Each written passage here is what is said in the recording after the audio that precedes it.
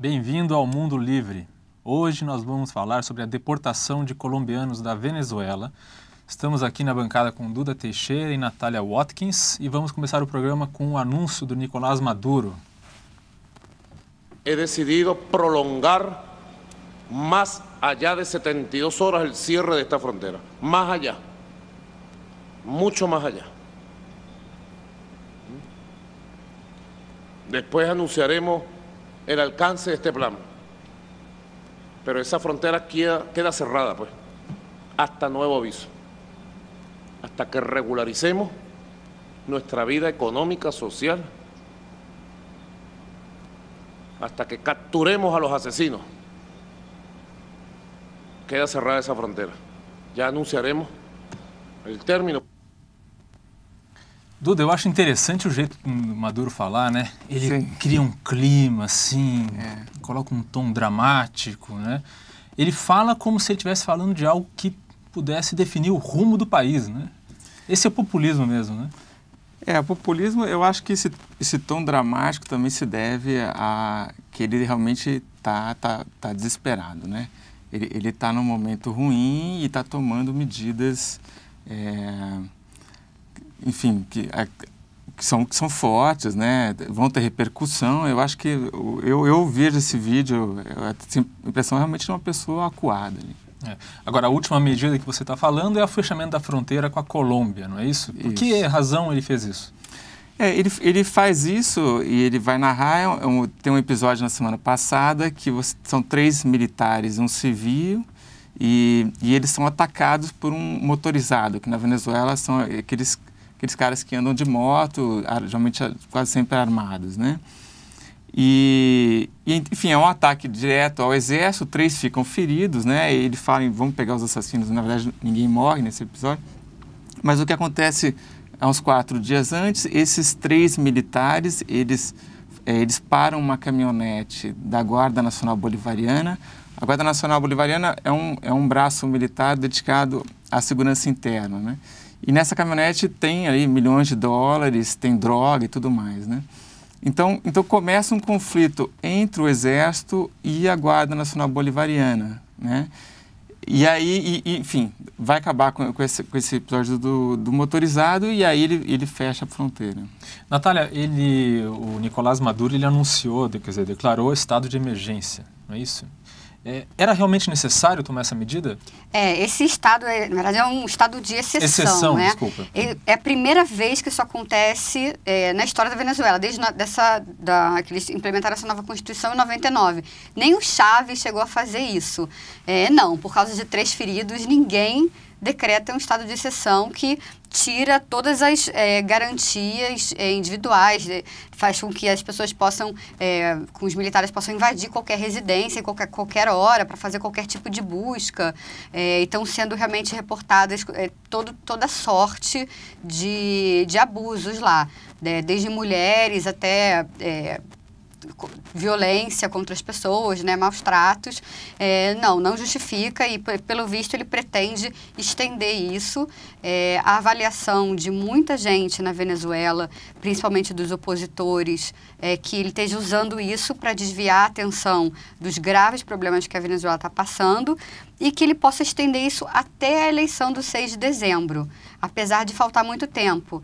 As pessoas dizem que a situação lá é tão grave, mas tão grave, que só dessa maneira ele poderia tentar desviar a atenção, apesar de que por enquanto não está surtindo o menor efeito, né?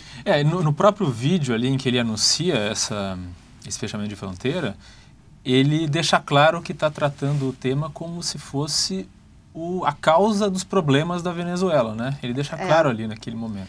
Porque o que ele fala é que tudo isso é uma explicação difícil, mas faz parte da guerra econômica. O que ele está fazendo é uma resposta à guerra econômica, que é o Álvaro Uribe, ex-presidente da Colômbia, que manda nos paramilitares e que estão sabotando a economia venezuelana junto com a direita e os empresários. E os contrabandistas. Então é isso.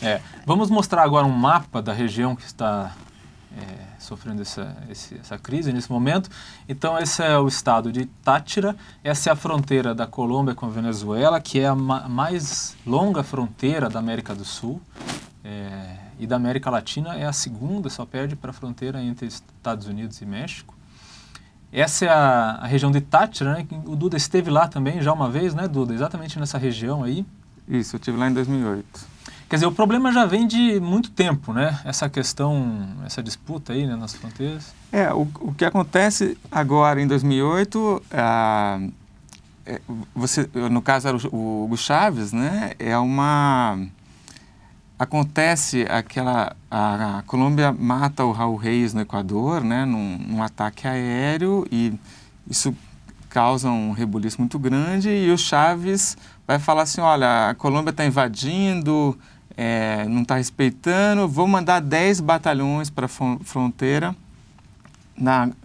com a Colômbia, né? Uhum. Então, o que acontece em 2008, o que acontece agora é essa invenção... Desculpa, só para explicar que Raul Reis, quem é Raul Reis, né? Raul Reis Sim. era um líder das Farc, né? Forças Revolucionárias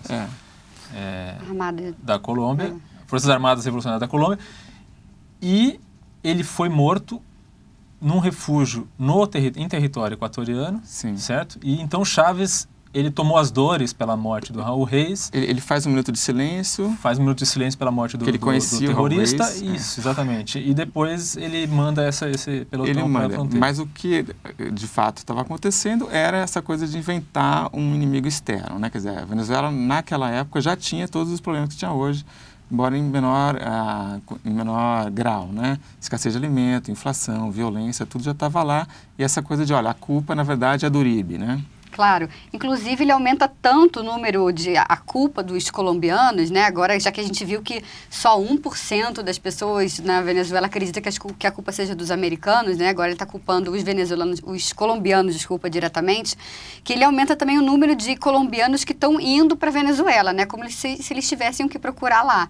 Ele andou dizendo que tem 121 mil colombianos vivendo...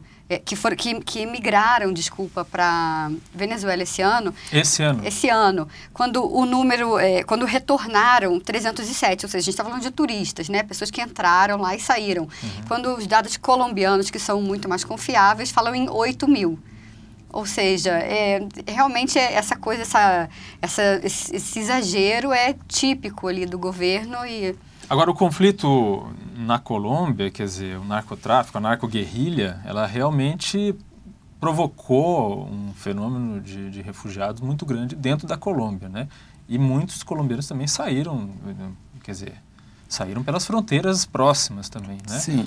Esse é um fenômeno já antigo que vinha acontecendo e realmente já tinha muitos colombianos vivendo do lado venezuelano da fronteira, não é, Duda? Já tinha, mas quando o governo colombiano, aí de novo o Uribe, começa a atacar os terroristas, né, a Farc e a ELN, esse pessoal se refugia na Venezuela, né, e o Chávez vai abrir as portas para ele completamente, eles vão ter lugares de treinamento e continuam. E o Chávez, inclusive, no computador do Raul Reis tinha isso, que ele deu $300 milhões para as Farc, né? Então, vão os colombianos para a Venezuela e vão todos os guerrilheiros, terroristas e tudo mais. Tudo junto. Vamos mostrar o seguinte mapa, que também mostra essa questão militar que o Duda estava falando. Então, esses homenzinhos aí são os homens armados, né, Duda? Tem, dos dois lados da fronteira, tem paramilitares, tem Farc e tem ELN. É isso? E do lado venezuelano tem a Força Bolivariana de Liberação, que é um grupo inspirado nas Farc com a doutrina bolivariana. E aí tem aqueles montinhos de pó branco, que é a rota da cocaína, né? Que entra na Venezuela para depois ser distribuída para os Estados Unidos, passando antes pela América Central, para a África, para depois chegar na Europa. E esses quadradinhos vermelhos são produtos de contrabando, né? Então entra da Venezuela para a Colômbia petróleo, principalmente gasolina, não é? Que é muito mais barato na Venezuela. E no sentido contrário entram produtos raríssimos, né? Muito difícil de encontrar, por exemplo, fralda, né? Sabonete, coisas que faltam na Venezuela pela incapacidade do governo de gerir a economia. Agora o principal produto que passa na fronteira é a cocaína. 90% da cocaína produzida na Colômbia sai pela Venezuela. Sim. Né? E tem saído muito da Venezuela também em direção à Colômbia, produtos a preço subsidiado, né? Que muitos colombianos agora estão indo realmente fazer compras lá, porque os preços dos alimentos lá são totalmente reais, né? Muito barato. É uma questão de câmbio aí, claro, que torna mais vantajoso, quer dizer. E Duda, você que esteve lá, conte um pouco mais sobre a região, assim, a questão da criminalidade. Bom, quando esses colombianos guerrilheiros chegam ali, existe meio que uma divisão de funções, né? Então, você não tem uma guerra entre a FARC, o ELN e os paramilitares, cada um se organiza, né? Então, uma cidade que eu visitei lá, que era Rubio, o ELN achacava o setor rural e os paramilitares a cidade, os taxistas, os comerciantes. Então, assim, o crime, né, a criminalidade entra na Venezuela e faz isso. E o contrabando de gasolina, que é o que acontece essa cena que aparece na foto aí? Tem algumas outras também que vão mostrar, mas esse está a cargo dos paramilitares, né? Os carros, aí é um soldado da guarda bolivariana. O que acontece? Você tem esses carros, que são carros meio velhos, eles fazem tipo 4 ou 5 vezes por dia, eles fazem esse percurso, atravessam a fronteira, enchem o tanque na Venezuela e vende depois na Colômbia. E a Guarda Nacional Bolivariana é quem deveria fiscalizar isso, isso é o que você está vendo aí, né? Claro, eles vão cobrar, isso é uma coisa que acontece assim, é fácil de ver esse contrabando acontecendo. A Guarda Nacional cobra propina, né? E é quem vai estar ligado, então, com os paramilitares que fazem o contrabando, né? Essa propina, inclusive, ela já é paga antecipadamente, né? Uhum. Você não precisa, cada vez que você para, você tem que pagar alguma coisa. Você já está combinado antes, quantos carros você vai passar e tudo mais. Eles fazem jogo de cena ali, então? É um jogo de cena, E tanto que quando esse é um posto na Venezuela, está todo mundo enchendo o tanque, né? E logo que você atravessa, que você entra na Colômbia, você vê na avenida mesmo, pessoas sentadas com um monte de galão vazio, que quando o carro vem da Venezuela, eles vão enchendo esses galões. Esse daí, por exemplo, entendeu? Uhum. Então, é um contrabando fácil de ver, né? Uhum. Natália, o governo venezuelano arrancou de suas casas e expulsou cerca de 800 colombianos que viviam na Venezuela, né? Quem são essas pessoas que foram expulsas? Essas pessoas, a grande maioria são colombianos que chegaram nos últimos 10 anos. A maioria não tinha documento, foram realmente grande parte eram esses refugiados que o Duda estava falando antes.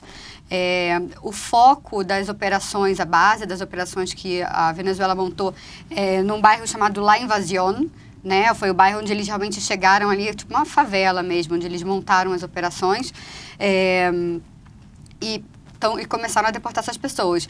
Tinham ali, tem ali muitas sedes de paramilitares, né? Tinha ali lugares onde eram usados como refúgios do que eles chamam de sicários, né? Que são os assassinos de aluguel, e gente que é usada para extorsão e de manutenção desse todo esse sistema ali que o Duda estava mencionando.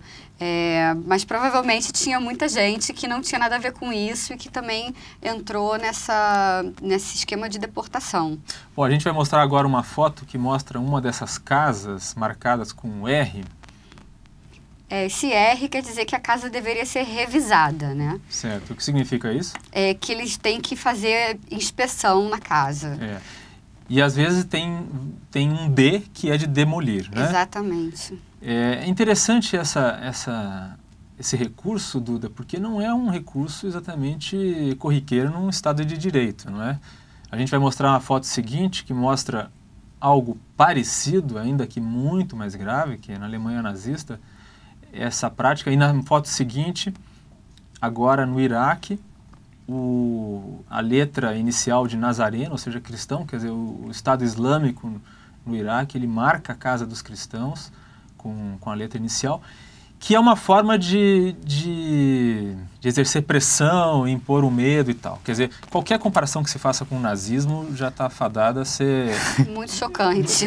Porque exatamente não tem... O parâmetro é completamente outro. Mas é só para mostrar que é o recurso de um regime autoritário, não é, Duda? O regime totalitário sempre vai escolher alguém para ser o inimigo do povo, para você perseguir, né? E esse alguém, ele vai mudando também, né? Às vezes pode ser... A gente está atacando o cristão, mas depois pode ser o gay, depois... Então, assim, você vive permanentemente achando que uma hora pode sobrar para você, né? Isso é o que... É uma das definições do Estado totalitário, é isso, né? Quer dizer, você nunca sabe exatamente quem que é o inimigo, esse inimigo vai mudando de rosto e, enfim, esse ataque a colombianos dentro da Venezuela é uma coisa que é surpreendente, a gente não tinha visto isso. Quer dizer, qual era a maneira correta de fazer isso? Considerando que essas invasões contêm ali casas de muitos paramilitares e contrabandistas e tal, você quer expulsá-los de lá. Qual é a maneira correta de fazer isso, Natália? Bom, primeiro, eles já tinham esse problema há muitos anos e nunca foi do interesse fazê-lo, né? Então, está muito claro para todo mundo que é uma manobra eleitoreira. Então, é chocante pelo momento que está claro para todos os venezuelanos. Depois, eles queriam realmente, achavam que chegou a hora de desmontar esse aparato, que realmente acoberta aí a violência, né, e os paramilitares e tal, eles poderiam ter feito isso de outra maneira, né, a partir de julgamentos, investigações, né. Se o sujeito é contrabandista, você vai lá e prende, exatamente, né? Ou se é um paramilitar que comete crimes, você prende, depois tem um processo, e depois no final você deporta. Eles expulsaram as pessoas sem nenhum aviso prévio, sem deixar elas de levarem nada, inclusive, e estão criando até um mecanismo paralelo, né, de mais contrabando e de mais mercado ilegal. Tem gente que perdeu... Eles prejudicaram umas 100 mil pessoas ao dia, que trabalhavam de um lado ou de outro da fronteira. Então, agora, tem gente pagando para transportar a pessoa de um lado para o outro da fronteira, por cima de um rio. Então, eles só estão deixando a vida das pessoas que não tem nada a ver com isso ainda pior. Uhum. Duda, para terminar, uma pergunta para os dois. Dá para levar a sério os supostos esforços do governo venezuelano para combater o tráfico de cocaína? Não, porque isso é uma coisa que... Você tinha falado anteriormente que a razão para aquela disputa inicial tinha a ver com isso, né? Sim, uma disputa entre o Exército e a Guarda Nacional Bolivariana, que estão disputando não só o tráfico de cocaína, mas também contrabando e tudo mais. Bom, o Maduro anuncia isso, quem está do lado dele, Diosdado Cabello, que é o presidente da Assembleia Nacional Venezuelana e que é um dos chefões do cartel de los Soles, né, o cartel dos sóis, que é por onde comanda a exportação de 90% da cocaína colombiana que sai com as Farc, né? Diosdado Cabello também, que teve em junho com o Lula, com a Dilma, né? Exato. E que está sendo investigado pelas autoridades americanas por narcotráfico, né? Então, o que está acontecendo, ao meu ver, o Maduro está dando esse apoio para o Cabello para continuar fazendo o que ele sempre fez. É verdade. Agora, lembrando também que essa rota venezuelana também conta com a ajuda de brasileiros, né? Que são pilotos brasileiros que levam aviões vazios, vão com os aviões vazios até a Venezuela. Lá eles carregam os aviões com cocaína e levam até Honduras, onde depois a droga depois vai ser distribuída e levada aí em trabalho de formiguinha através da fronteira até os Estados Unidos. E essa rota é controlada pelos militares venezuelanos, não é isso? Sim. Inclusive na Polícia Federal Brasileira, nas investigações, já identificou ligações, mensagens e tal para pessoas que se identificam como coronéis e assim por diante. Não tem como isso ser uma coisa que os militares não têm conhecimento, porque o fluxo de cocaína é muito grande, né? Ele sai da Venezuela de várias maneiras, sabe? Sai de barco, sai de avião. Então, não tem como tudo isso estar acontecendo e eles estarem querendo combater isso. Eles são aliados do narcotráfico. Natália, algum comentário sobre isso? Claro, tem gente que, inclusive, acha que existe uma teoria de que, ao contrário do que o Duda está dizendo, tem umas outras teorias que dizem que essa parte é controlada por alguma ala a favor do Diosdado, né? E que ele estava querendo prejudicar o Diosdado com